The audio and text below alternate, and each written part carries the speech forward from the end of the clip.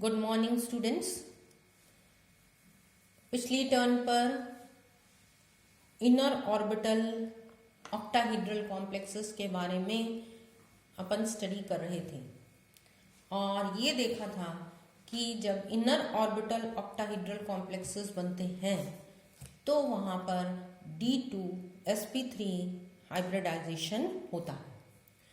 तो D0 से लेकर के D4 तक के जो कॉम्प्लेक्सेस, D3 तक तो जो भी कन्फिग्रेशन है मेटल एटम की, वो आसानी से D2sp3 हाइब्रिडाइजेशन कर लेते हैं क्योंकि उनमें Eg ऑर्बिटल्स जो हैं वो खाली प्राप्त होते हैं या वेकेंट ऑर्बिटल्स प्राप्त होते हैं।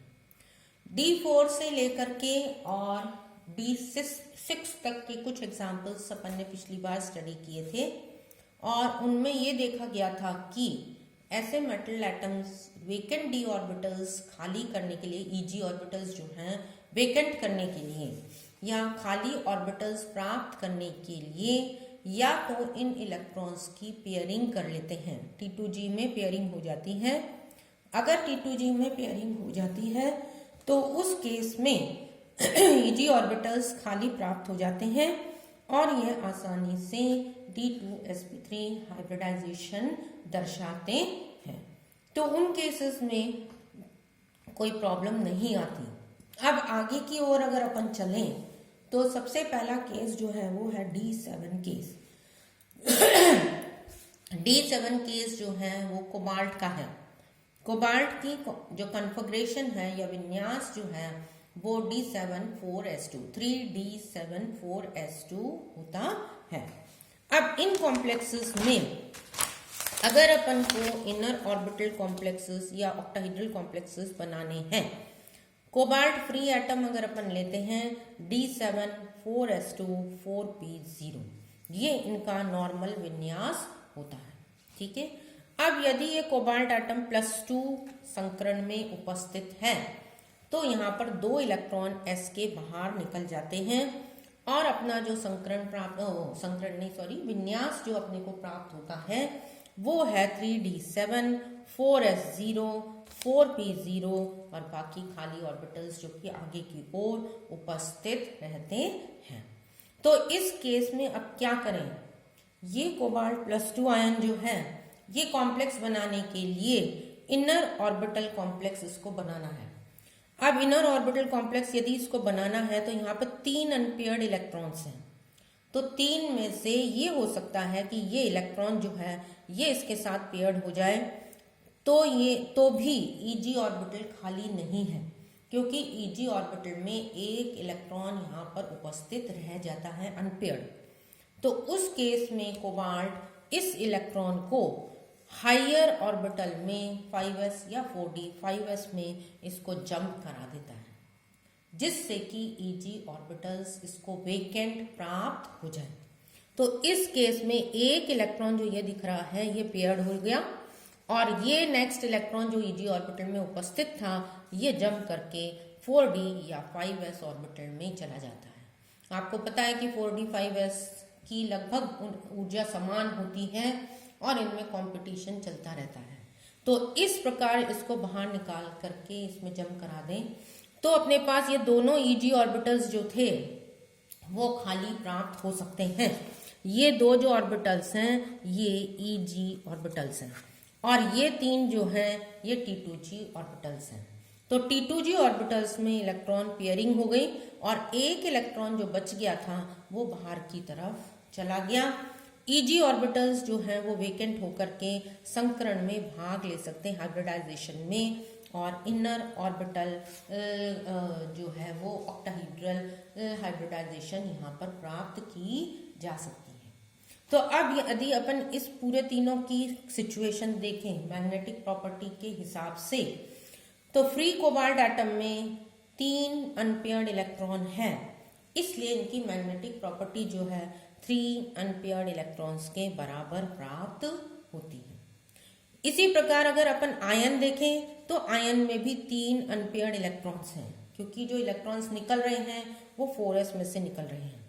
तो यहाँ पर भी 3 अनपेयर्ड इलेक्ट्रॉन्स प्रेजेंट होते हैं। लेकिन कॉम्प्लेक्स में यदि अपन देखते हैं तो केवल एक अनपेयर्ड इलेक्ट्रॉन रह जाता है, तो इसकी मैग्नेटिक प्रॉपर्टी जो है वो 1 अनपेयर्ड इलेक्ट्रॉन के बराबर हो जाती है।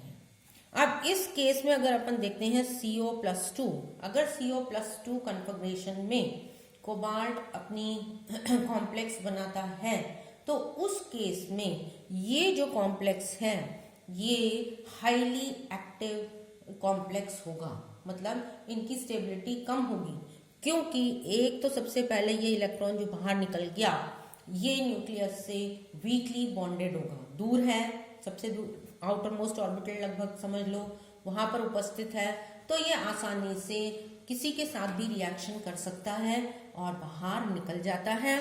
और जब ये इलेक्ट्रॉन बाहर निकल जाएगा या किसी के साथ रिएक्शन करके उसके साथ बंध बनाएगा तो T2+ जो है वो आसानी से 3+ में कन्वर्ट हो जाएगा। तो इस केस में कोबाल्ट+2 कॉम्प्लेक्सेस जो हैं वो हाईली अनस्टेबल कॉम्प्लेक्सेस बनते हैं और तुरंत 2+ जो है वो +3 में कन्वर्ट हो जाता है। तो इस तरीके से कोबाल्ट+2 से +3 में कन्वर्ट होता है। अब नेक्स्ट एग्जाम्पल जो अपन डिस्कस करेंगे वो है हेक्साक्लोरोप्लैटिनेट। हेक्साक्लोरोप्लैटिनेट आयन जो है इसमें प्लैटिनम है Cl6-2, ये अपने पास आयन के रूप में यहाँ पर अपन ने इसको प्राप्त किया है। प्लैटिनम जैसे कि अपने को पता है कि कोऑर्डिनेशन नंबर यहाँ पर जो प्लैटिनम का आ रहा है दैट इज 6 और ऑक्सीडेशन नंबर दे रखा है जो कि 4 है। तो 6 अगर अपन कोऑर्डिनेशन नंबर देखें तो एकदम से पता लगता है कि ये ऑक्टाहेड्रल कॉम्प्लेक्स होगा, लेकिन प्लैटिनम जो है वो 5d9 कन्फिग्रेशन का यहाँ पर उपस्थित है। तो ये किस तरीके से D2sp3 हाइब्रिडाइजेशन दर्शाएगा। तो इस केस में अगर प्लैटिनम+4 प्लैटिनम एटम की फ्री में कन्फिग्रेशन देखें तो केवल एक अनपेयर्ड इलेक्ट्रॉन यहाँ पर प्रेजेंट है और 6s में एक इलेक्ट्रॉन उपस्थित है। तो इस केस में अपन ये भी कह सकते हैं कि ये 5d10 6s0 या 5d8 6s2 कन्फिग्रेशन यहाँ पर प्राप्त की जा सकती है। अब 4 इलेक्ट्रॉन्स इसमें से निकालने हैं, इसलिए ये जो पेयर्ड इलेक्ट्रॉन्स है 1 2 और 3 और 4 एक 6s का और 3 जो है वो 5d वाले इलेक्ट्रॉन्स निकल जाते हैं। तो अब +4 कन्फिग्रेशन में यहाँ पर T2g में ये 4 इलेक्ट्रॉन उपस्थित होंगे और Eg में ये 2 अनपेयर्ड इलेक्ट्रॉन उपस्थित होंगे। ये 3 ऑर्बिटल्स जो हैं ये T2g के होते हैं।